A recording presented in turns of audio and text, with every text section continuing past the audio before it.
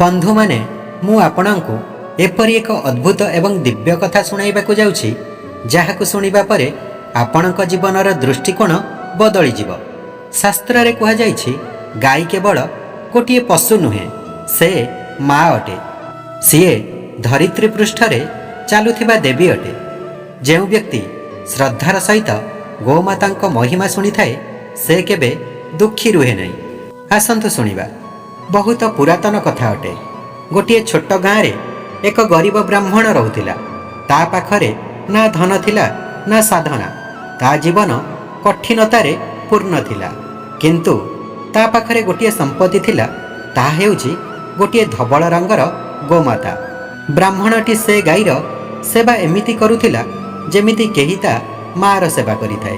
प्रतिदिन सीए सकाळु उठी प्रथमे गाईर चरण को धोई देउथिला, ताकू सबुज घास खुआउथिला एवं ताठारु क्षीर दुहुथिला।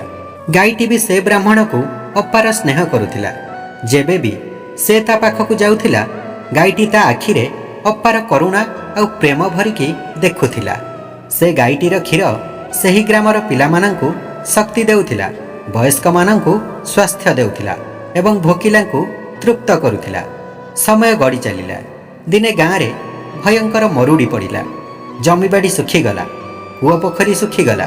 लोक माने भोकरे छटपट हेले। समस्तंक घरे चुल्ली जलिबा बंद होईगला। किंतु से ब्राह्मणर घरु प्रतिदिन अन्नर सुगंध आसुथिला। लोक माने आश्चर्यचकित हेउथिले जे मरुड़ी रे एहा किपरि संभव अटे। तिने गाँर किछि लोक ता घरे पहुँचिले एवं ब्राह्मण को पचारिले, भाई जेतेबेले समस्ते भोकिला अछंती सेतेबेले तुमर एठी चुल्ली किपरि जळुछि।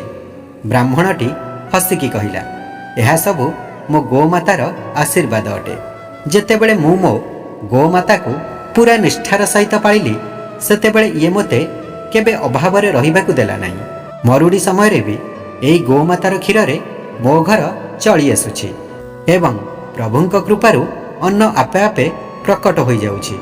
गाँ लोक बुझीगले ये कौनसी साधारण गाई नुहे, ये तो स्वयं कामधेनुंक अंश अटे। समस्ते मिसी से गोमातांक पूजा कले एवं सेबेठारु गाँ लोकंक दुख लिभिगला। वर्षा हैला, बिलबाड़ी रे सबुजिमा भरीगला एवं सुख समृद्धि फेरी आसिला।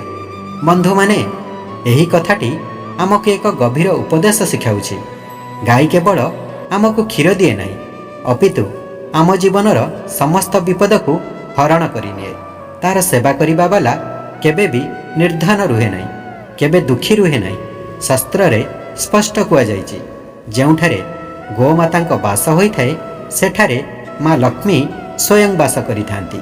सेथिपई जदि आपण जीवन रे सुख शांति और समृद्धि चाहुछंती ताहेले गोमातांक सेवा करंतु, तार कथा शुणंतु एवं तार सम्मान करंतु। विश्वास करंतु जेमिति ए गाँटीर उद्धार हैला सेहीपरि आपणक जीवनर भी दुख लिभिजिव। बंधु माने एहा ही गोमातांक अद्भुत और दिव्य कथा अटे।